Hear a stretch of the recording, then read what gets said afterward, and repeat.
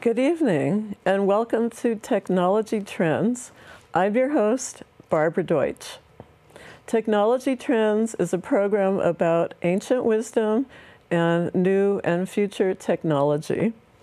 This evening we have a very special guest, Lance Carter, and we'll be talking about light bodies and psychic surgery.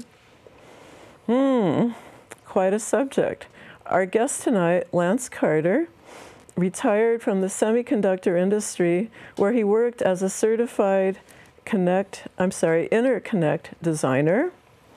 He is the author of the book Planetary Patterns and High Focus Planets in Spherical Astrology, and he's also taught astrology classes. He is also a researcher in the field of epigraphy, which is the decipherment of ancient alphabets, as well as being a researcher in archaeoastronomy. Quite an accomplishment here. Okay, tonight we're here to talk about the book that Lance recently authored called Lightbody Activation and Psychic Surgery. Lance has, besides writing this book, he has also lectured on the topic and taught classes as well. So, welcome, Lance. Thank you, Barbara. Yeah, nice to have you here.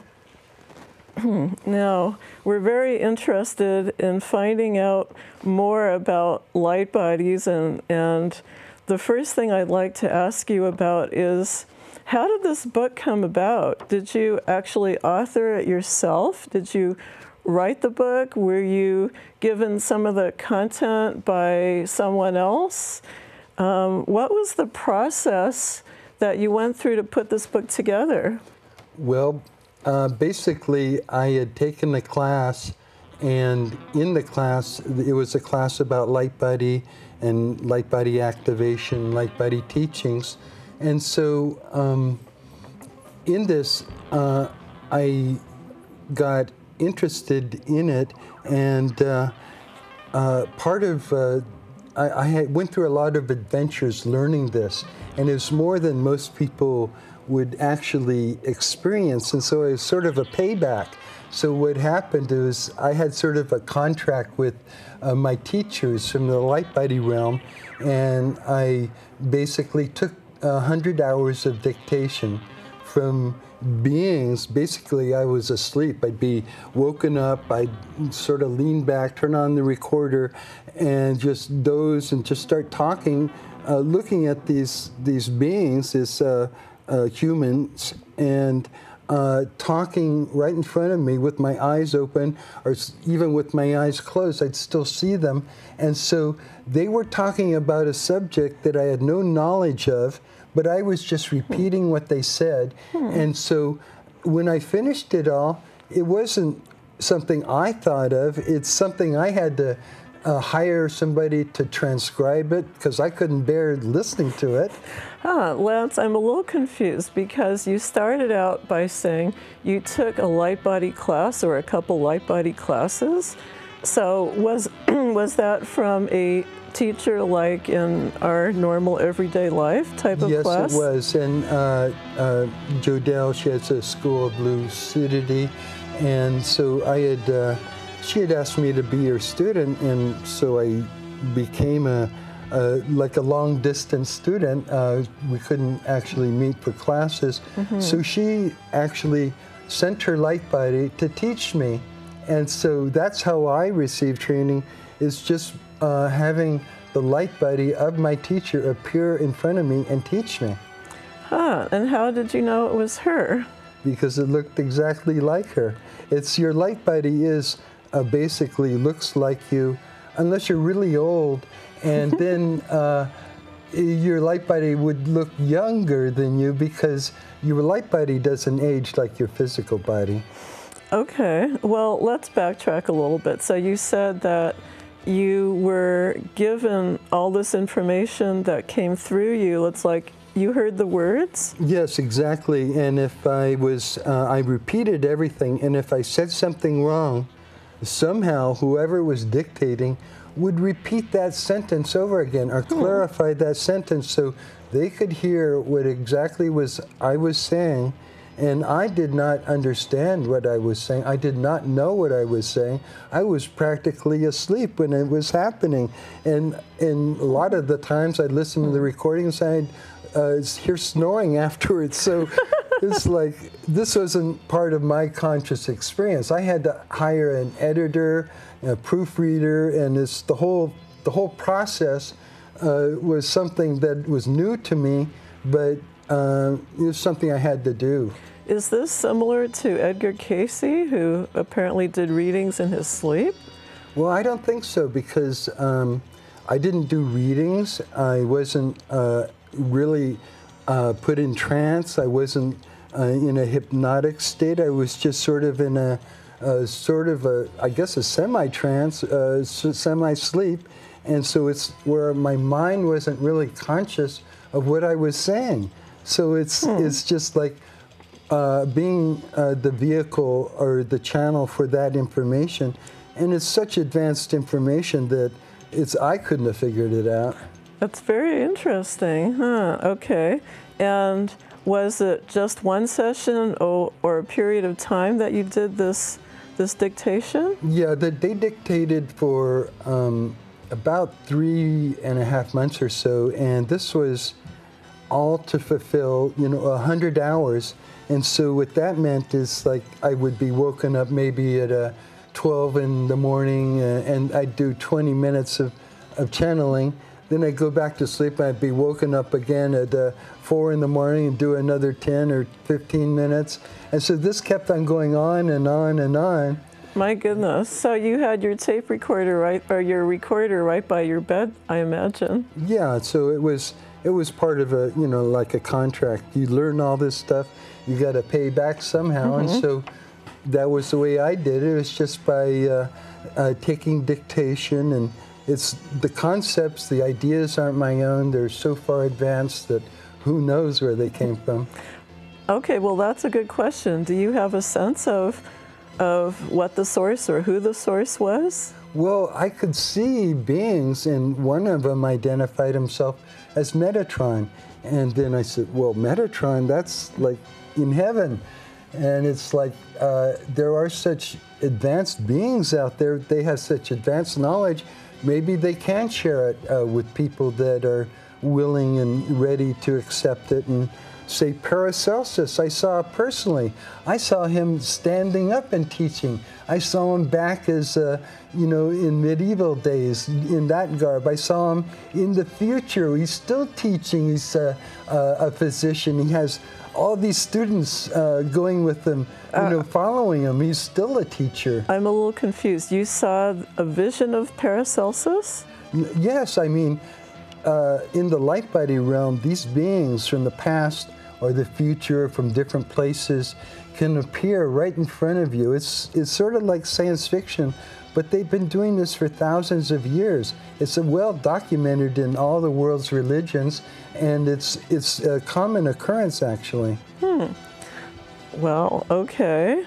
So let's go back a minute, because I want to know, when you did this dictation, was it in everyday English? Was it in modern English?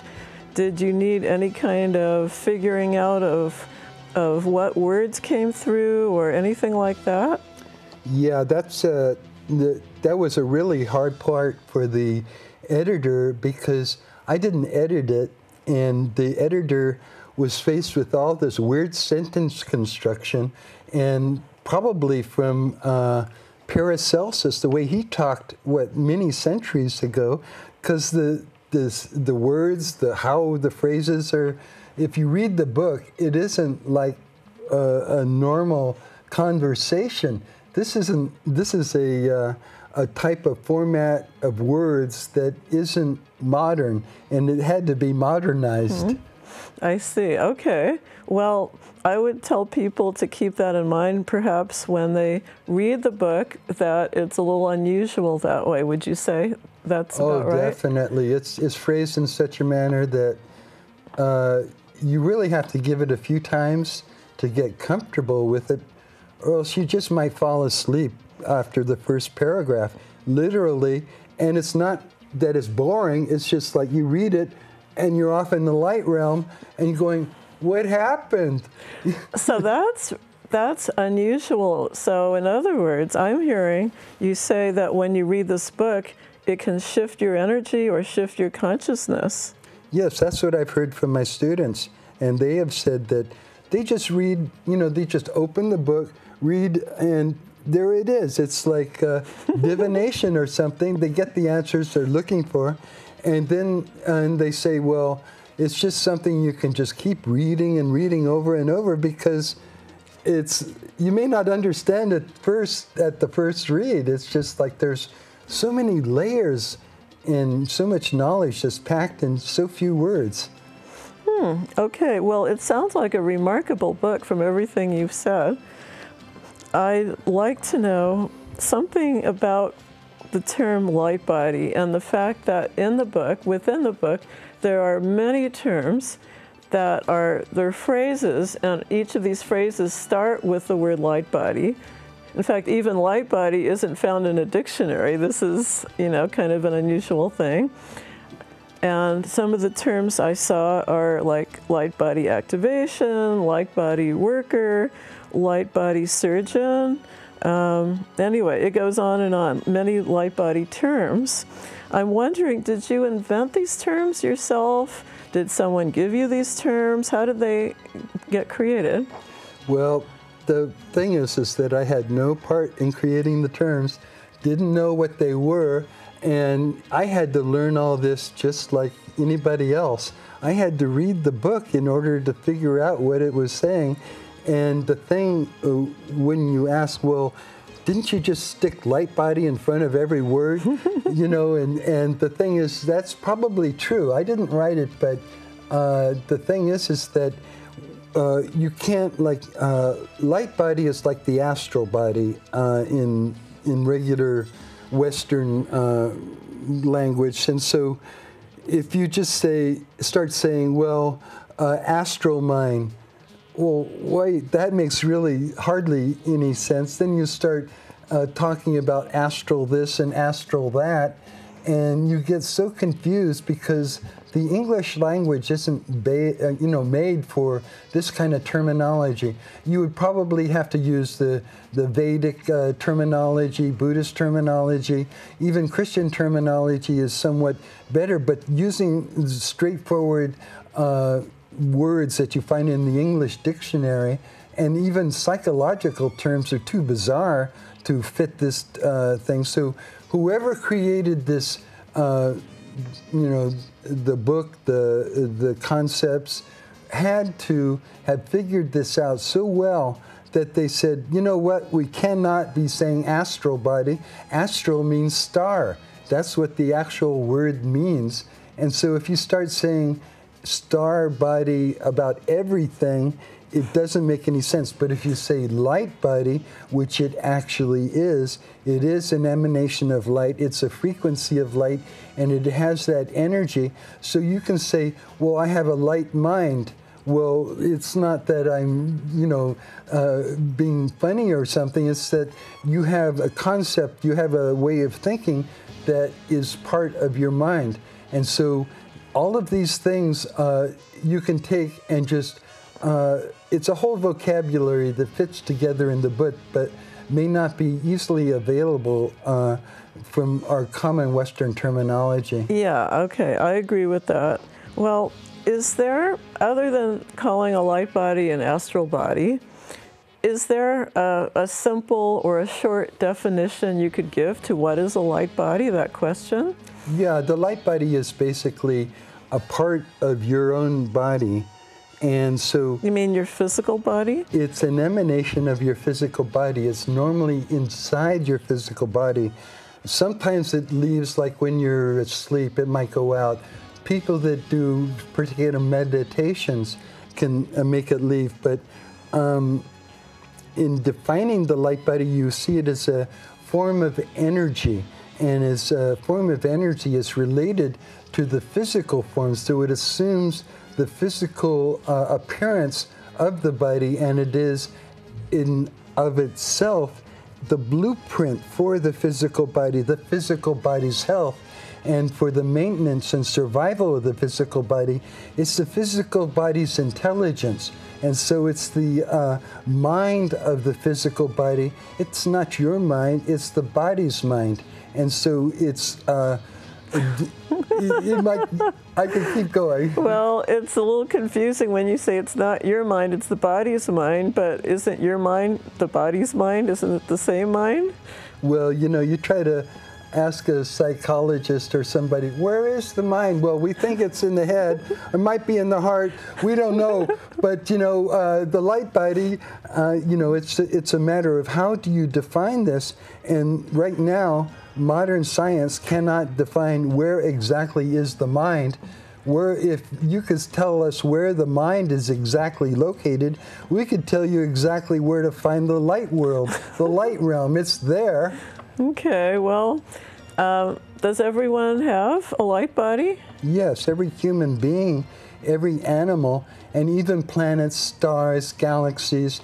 The whole universe is part of light body, and we are light body reality. Basically, the reality we exist in is basically coexisting with the light body realm. And that's why if people see ghosts, they're not from way out there. They're right here, right now, in this world. You just may not see them all the time. Oh, well, that brings up the question then, can anyone see their own light body or someone else's light body? Well, you might be able to see someone else's, but if you're in your own light, your own body, it's really difficult to see inside yourself unless you've got, you know, 20/20 vision rear, and but so it's, as that part, it's difficult, but you can spiritually see and feel your light body. You can see the light body in another person, and you can especially see the light body in another person, or when that light body leaves another person, such as in instances where they're doing light body travel, which is also known as astral travel. So then you can see light bodies. I can see light bodies when that ability is activated. So it's not that any and everybody can see light bodies all the time. They exist all the time, but our human capabilities are limited, and so that we only are gain, say, access to seeing those light bodies at certain instances, and that may be after meditation or a spiritual experience or something like that. It's not normal experience, everyday reality that most people will say, I saw that. Okay, good to know.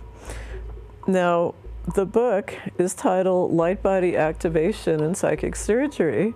So let's talk about light body activation, because so much in the book deals with being in the light body and all of that. So what is light body activation? Light body activation is the harmonization of your light body with your physical body.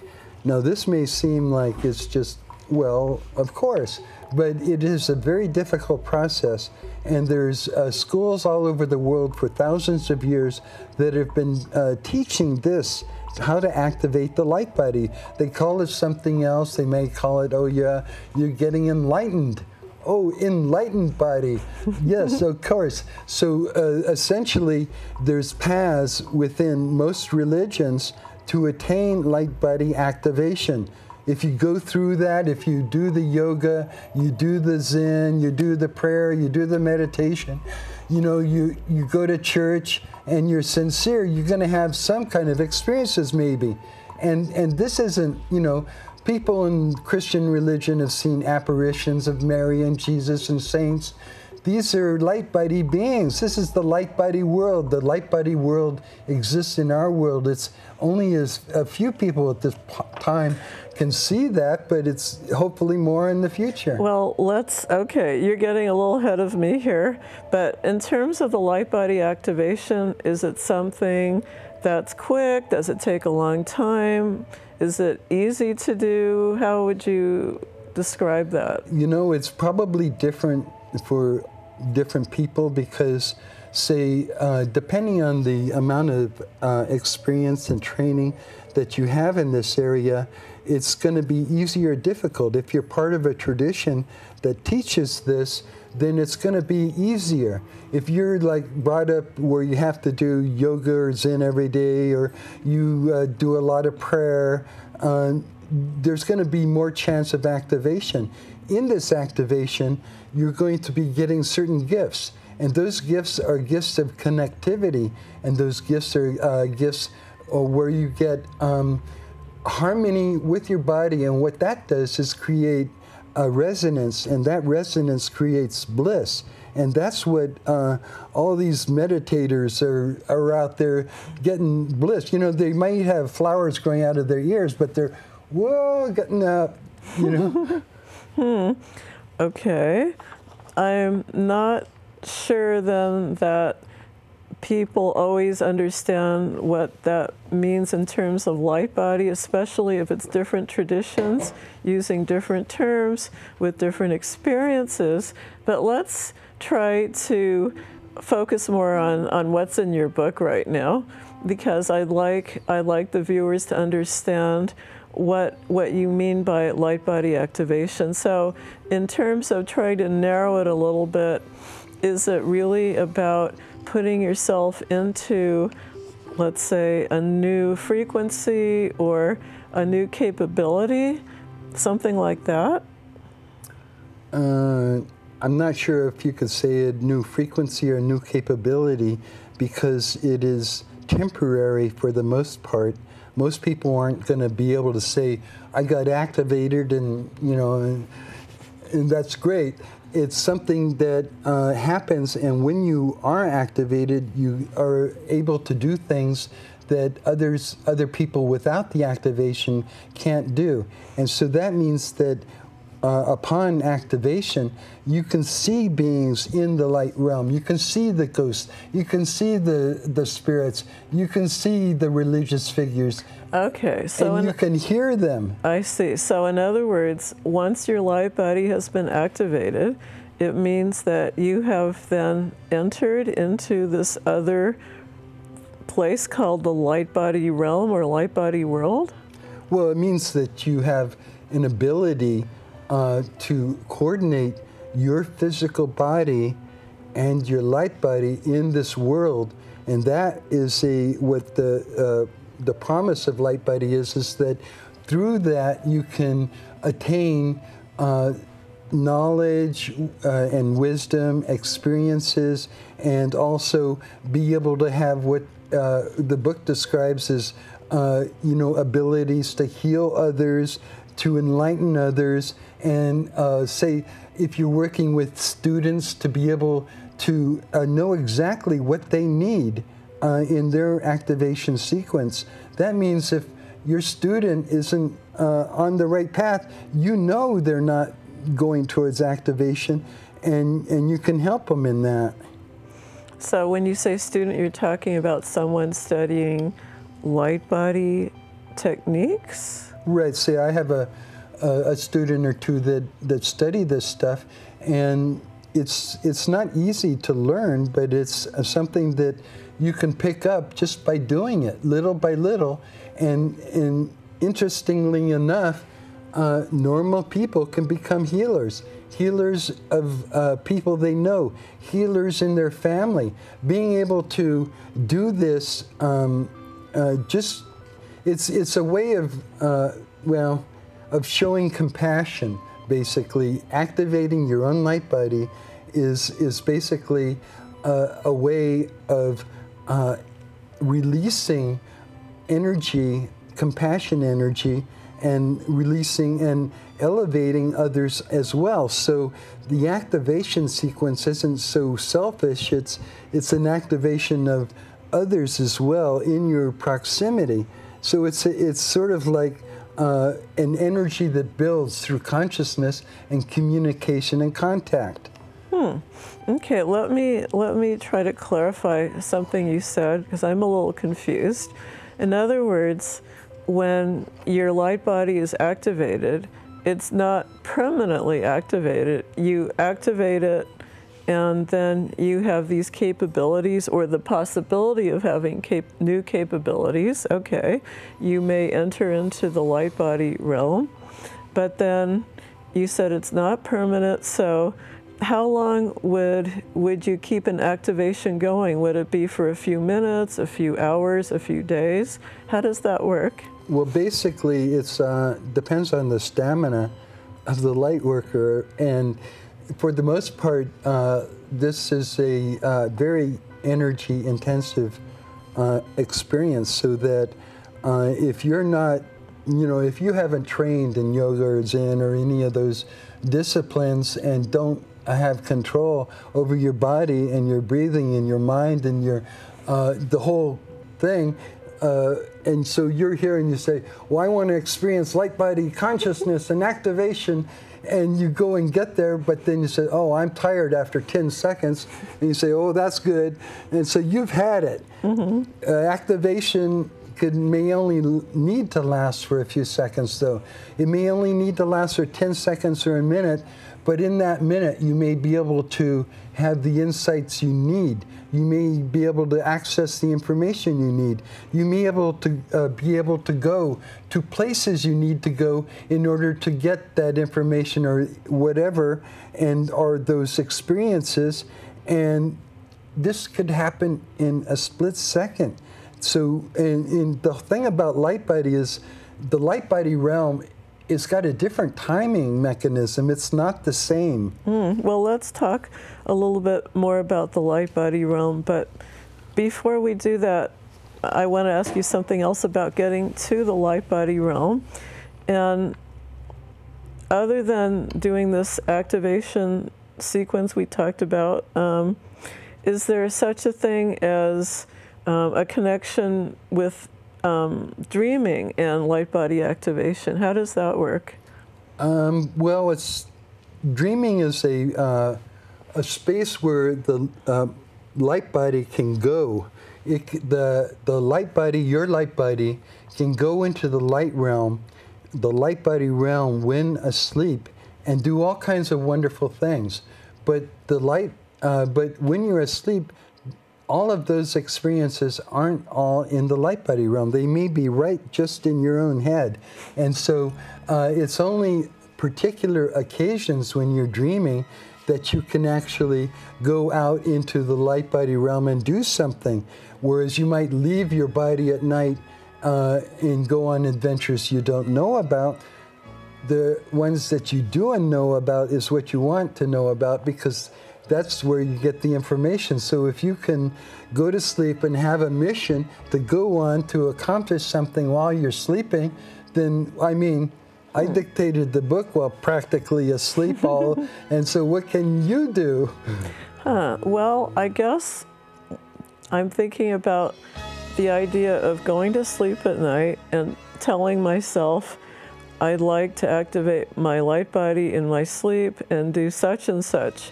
Does that sound like something that would work? Yeah, you can do that. It's a advanced technique. Okay, well, I think a lot of the things you're describing are advanced techniques, aren't they? Yeah, unfortunately, there are almost all advanced techniques, and people have complained that this isn't a beginner's book. It doesn't have recipes. It doesn't tell stories. You don't, get to the end and smile and cry and all that. It's not that kind of book. It's more of a technical book that explains the phenomena. And there's some exercises that are explained, but they're mainly for teachers and teachers of light body, how to conduct the class, how to work with your students, how to develop auric field and light field, and how to work with objects such as crystals, crystal balls, and other objects, how to work in spaces, how to control the energy, how to direct the energy, how to work with your students so that they know where the energy is, how to get them to transfer energy. This is all part of light body activation. You might say, oh yeah, get me activated. It's a lot of work. It does sound that way. Okay. Well, I'm going to ask a question a little different focus here, because I'm sure there must be people listening to our conversation wondering, well, what exactly is this light body realm? How does it compare to everyday life? For instance, if I went to the light body realm, and would I go to the grocery store, buy food, come back, cook it, watch TV, go to sleep, and go to work the next day? Would it be an ordinary type of existence but in a different place? Or is there something that you might consider maybe even magical about this realm? I mean, what is it like? Is it anything like everyday life? Well, you got to remember that it is everyday life and it is magical. So what happens is that, or what is we call Lightbody reality. And people say, well, but reality is reality. And then we say, yes, and Lightbody is reality. And so they say, well, we got the physical reality, we got the Lightbody reality. And so it's those two combined is where we are. Now, most people cannot see the Lightbody realm, but it's right here, right all the time. So you may be in the supermarket, and then a portal opens up, and you can see into the Lightbody realm. You may be driving, and a portal opens up. Forbid that. But and so the thing is that what these experiences are openings of consciousness, and they're normally openings of portals, and these portals exist in normal reality, but they open up into Lightbody realm, or Lightbody reality, which is just like right here with us. Now, is this likely to happen before you've ever had your Lightbody activated? It can happen to anybody at any age, and the thing is that you don't know when it's going to happen, how it's going to happen, and right now in Western society, we just don't pay much attention, you know. And if you have a spiritual experience, normally you're told to go and, you know, see a psychiatrist, take drugs, get shock treatment. So, I mean, these kinds of experiences are frowned upon, and if you have them, they say, don't tell anybody, or else you're going to get in trouble. And it's true. Most people can't accept that they can't accept the reality of ghosts. They'd say, well, I'd believe in ET before I believe in a ghost. You know, there's people like that. That is the way it is. And so if you have an entire Western civilization that denies the existence of an entire part of reality, and we're only starting to have instrumentation that can see the aura and other things like that, so we have to expect that it's maybe in time we'll develop the tools, the instrumentation, the machinery to see the Lightbody world and to be able to, you know, relate to it in a more scientific manner. Okay, Lance, something you just said that kind of took me by surprise. You used the word ghost, and to me that is very unusual. When I think of a ghost, I think of the energy of someone who is living here on planet Earth, who was alive, and when they died, for whatever reason, their spirit did not cross over, and the spirit remains here in our 3D world. And sometimes people say they've seen ghosts, and that's what's floating around. But you use ghosts in talking about light bodies, and I don't understand, how do they compare? They are. Ghosts are light bodies. So ghosts are the light body of the person who died? Yes. Oh, okay. Then for the people who haven't died, it's just the fact that your light body is still, attached to your physical body? It's still in your physical body. It's still in your physical body. Okay. Is it ever outside of your physical body? Yes, we discussed when they dream, you can go out and leave, and occasionally, and in most cases, it's no problem. People that meditate develop methods of leaving their bodies consciously and coming back. So, okay. I'm wondering then if someone were to consciously activate their light body and go into this light body realm, would they be seeing what's there through their own physical eyes or through the light body's eyes? well, your physical eyes aren't necessarily good for seeing light body if you can't see them. So essentially you develop other talents and abilities in the activation so that you activate your eyes to be able to see the light realm. And it's basically a healing process. You heal yourself, because if you don't have a healer, you become the healer. And this book is basically about healing, how to be a healer, how to become a healer, how to take the energy of the universe, the free energy of the universe, the spirit energy, and put it to use. Okay. Well, I'm wondering, I'm going to switch topics just slightly here, because in talking about the whole light body realm or light body world, I'm wondering, it's not just about you and maybe people you know, but it could be about who knows what is going on. We haven't really discussed that. So is it a friendly place? Is it a scary place? How would you describe it? Yes, it is. For most people, it would be scary. And basically because they haven't seen it. And if all of a sudden you're blind and you've been taken to the zoo and you can see all of a sudden all those wild animals, are you going to be amazed? Are you going to be frightened? So it's questionable. Well, but the animals are behind the cages, so these ones out there aren't.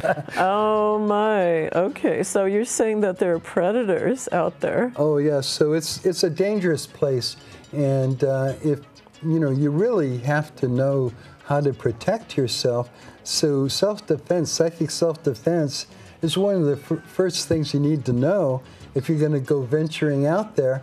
And you really can't have much fear, because if you fear what's out there, you're the victim of a predator, a psychic predator, a ghost, a demon, or something out there, and you just don't want to become easy prey. If you see them, if you can see them, and they start bothering you, when I was a child, before I was 5, I could see them. And my father said, don't just, be bullied, attack them. So that's that's the way I do it. Mm-hmm. It sounds like then when the teacher takes the students for I guess you call it a light body field trip into the light body realm, is that the right words to use? Something like that. It sounds like what they might be teaching them first of all is protection techniques. Yes, so the protection techniques are developed on the physical level, and it's basically forms of hand-to-hand combat and with imaginary swords, shields, and weaponry. And now, if you get a whole room of people like we used to do... Oh, wait. You said imaginary. Is imaginary going to protect you from a predator? From a psychic predator.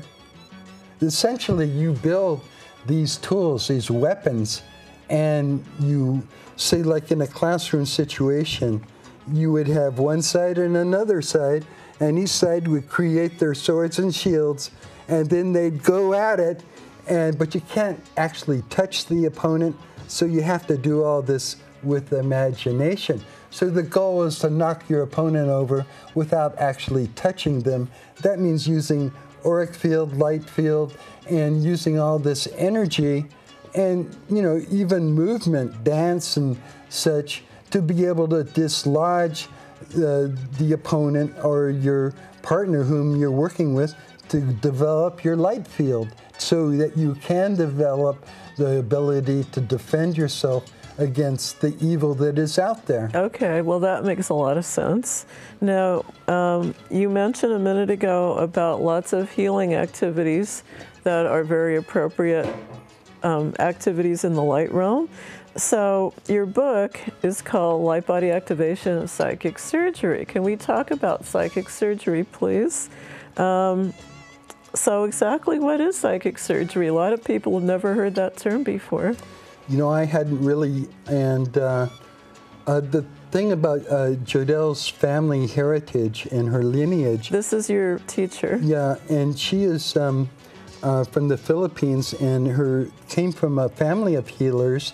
And so this is part of her tradition. And she asked me to be her student. So this is, and in the Philippines, they're known for this type of healing. Now, unfortunately, well, basically described, it's where the psychic surgeon, the person called the psychic surgeon, sticks their hand right into the patient and pulls out a tumor or something, and they're all better. So this oh my God. So this is what has been advertised, and the U.S. government has said, don't let anybody go over to the Philippines for psychic surgery because it's a hoax. Oh my, we're not talking about light bodies now. We're talking about someone's physical body. They would reach inside with their hand and literally pull something out of them? Right, and so this is like a huge problem because the thing is that psychic surgery is an actual miraculous event, whereas most of the people that claim to be psychic surgeons are charlatans and doing some kind of hoax. So right now, the entire subject of psychic surgery has been, you know, basically termed a fraud and a hoax, and people are warned against it. Yet over in the Philippines and different places, miracles are occurring and people are getting healed. We don't know whether it's because of their belief or the miracle that is happening, or, you know, some placebo, but something's happening. And so that's, and what the book talks about is how it happens and why it happens, and particularly in the situations that it can happen. And say, for me, I was experienced I was taken back thousands of years ago in a place in a battle situation where people are getting hurt. You had to heal them on the spot miraculously, or they would die. You have to have compassion. You have to have, they have to depend on miracles. And that is the whole trick to it is faith. And so the book talks a lot about faith. If you don't have faith, you're not going to make it in this. You have to believe. You have to have faith. You may not get it at first. It may have to be proven to you. Well, plus the fact that it is illegal in the U.S., so you probably won't find too many people practicing it here. Well, not out loud. Not out loud. And it's also quite amazing that that was part of what you know, the information you were given. Yeah, I had no idea, really. Okay. Now, how is psychic surgery different from light body? Is there such a thing as light body surgery? Yes, light body surgery is surgery on the light body itself. It's not on the physical body, though it may have effects on the physical body.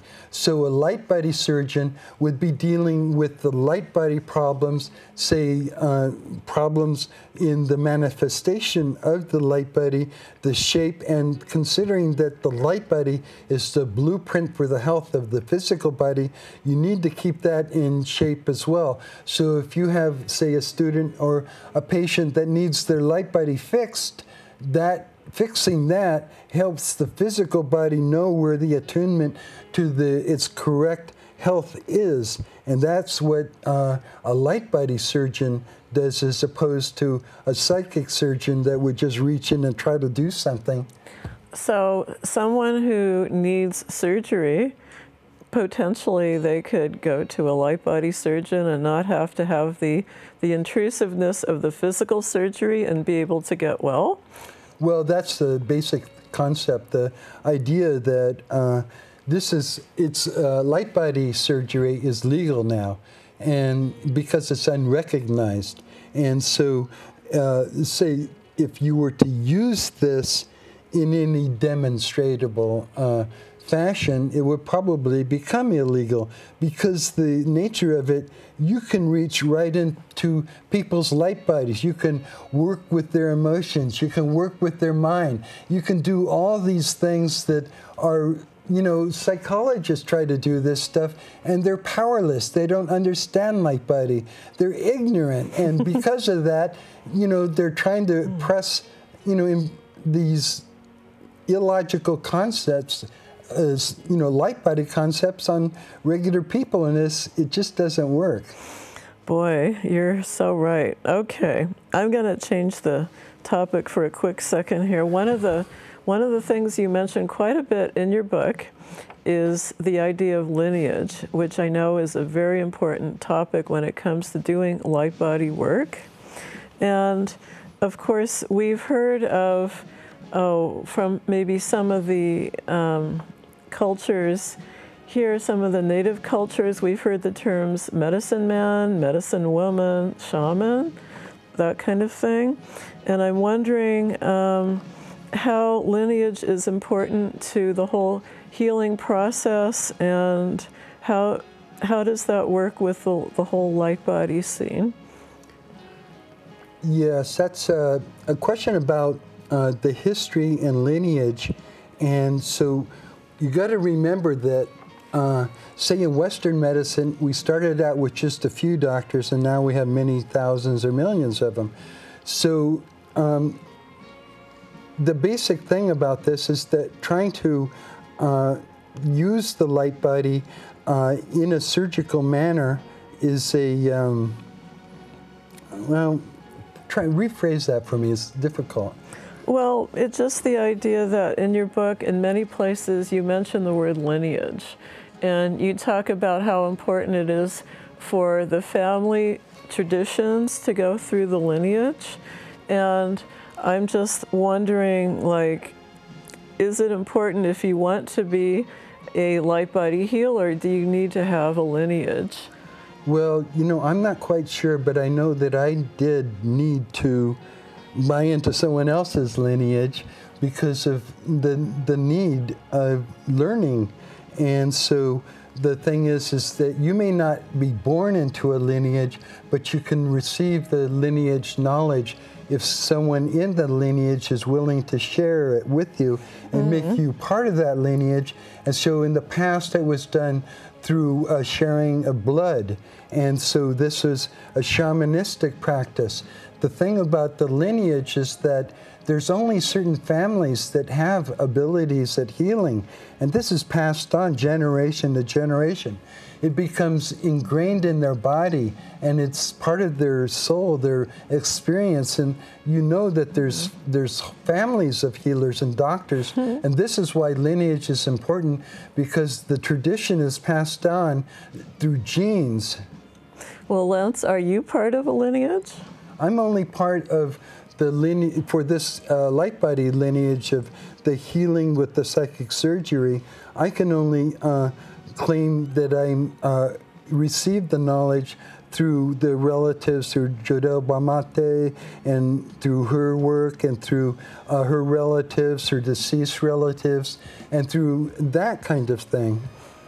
Okay, well, I guess it sounds like you've been an apprentice and you've learned from the best teacher, and you have yourself some capabilities in healing. Yeah, I got to probably tell you that the thing about lineage is that it extends back thousands of years, and to be knowledgeable about a lineage, you have to sort of live with them, live with that, and so that you could be, part of your training could be being transferred thousands of years back and seeing life through the eyes of a person in that lineage, so that your vision, you can see through that person's eyes in that lineage. And so you wonder about ancestor worship or veneration. Why do they do that? There's lineage, there's a connection. We try to ignore it, but it's real. Yeah, and it's certainly something you're not going to get from Ancestry.com. Okay, Lance, I'd like you, for the remaining time, to talk about some of your personal light body experiences. Okay, well, I mean, for my learning experiences really started when I became Jodel's apprentice, and to have her appear in my room and teach me these basically manipulation of light body energies, and just to be able to see the presence of your teacher in a non-physical form, and to do this day after day, month after month, is an experience that really enforces the light body reality upon you. And can you understand it from that point of view? It's fascinating. So did you have a choice, or was it just presented to you like you must do this? No, I mean, the thing was is that Jodel was winding down teaching in this area, and I couldn't commute all the way to Santa Cruz. Oh, so okay. we arranged it, you know, it's like I just missed her last class, and so she says, well, you could do it telepathically. And so and we you did. You did. It's like amazingly, we did it. Oh, and how long, over what period of time was she appearing in front of you that way? Probably, you know, between 4 to 6 months, but after that, no longer. But it wasn't, it was just mainly, she appeared maybe a dozen times at the beginning, and then she turned it over to her dead relatives, which is her grandfather and great aunt. And they had, so they basically did the advanced training for me, and so they would appear. They showed up too? Yeah, all three of them at the same time. As apparitions? Yes, as apparitions at the same time in my room, and taught me light body healing technology. And then also I was taken, for some of my lessons, I was taken into the past and trained in, you know, the tribal situation. Now, for me, I haven't been to a tropical island in my life, but to all of a sudden see this mist forming, like the mist on the cover of the book, and you just walk right through it following my teacher, and then it's like I'm in a wonderland. I'd never seen plants so green, so lush, and just like walking around, and going through adventures and walking physically, but somehow following him. I was in the same room after it all ended. And here's my room. I go, I'm back in reality. I didn't walk. Where? What? So that was quite a light body experience. Yeah. You were in the light body realm. I was yes. in it, and I walked right through a portal. My goodness. To wow. get there.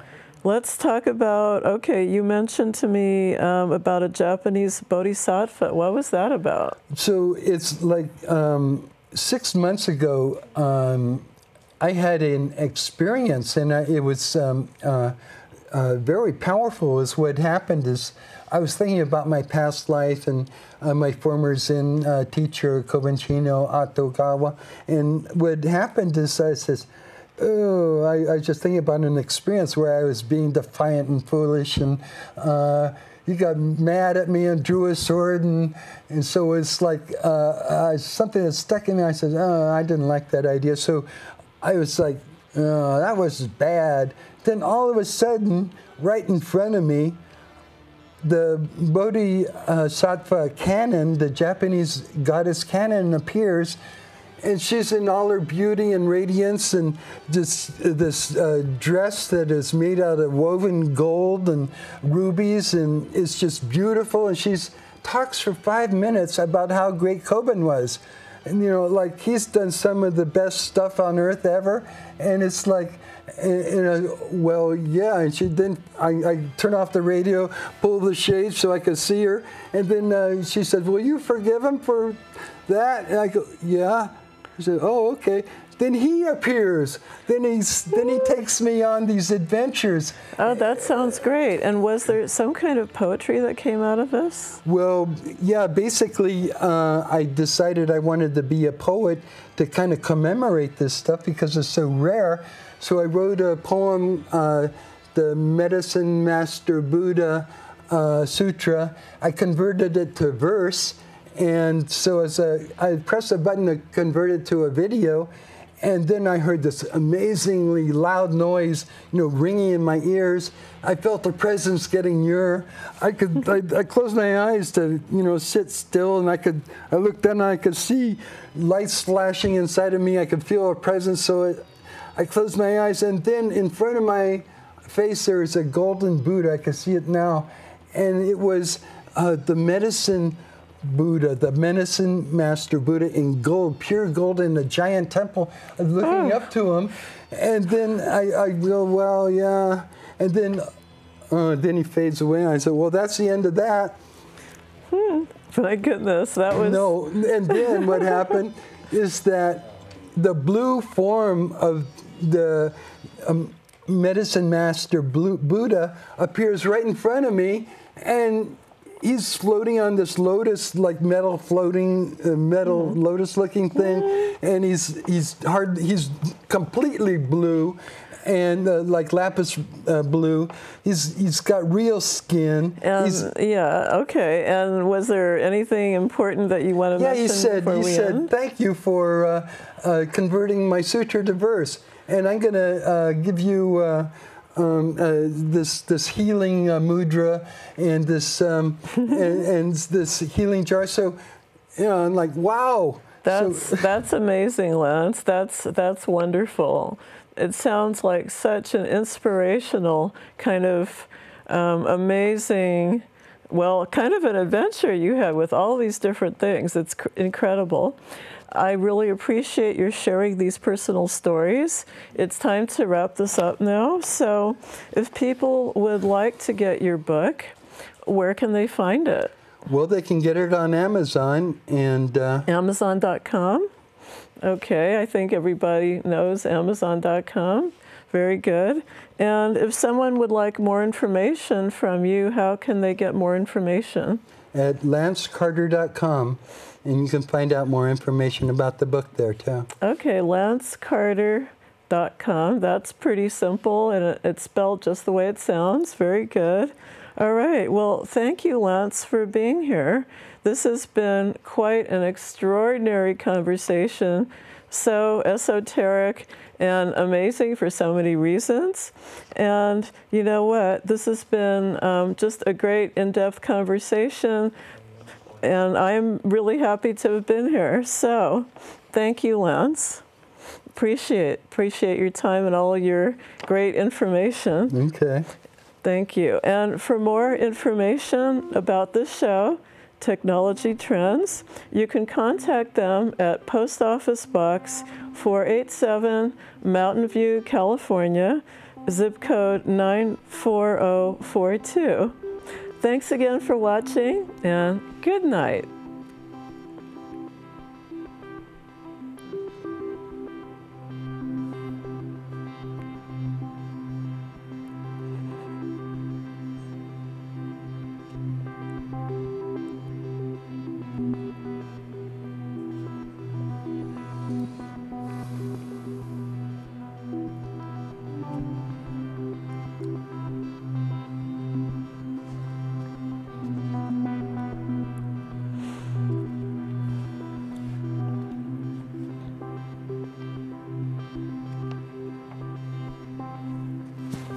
Now I can drink my water.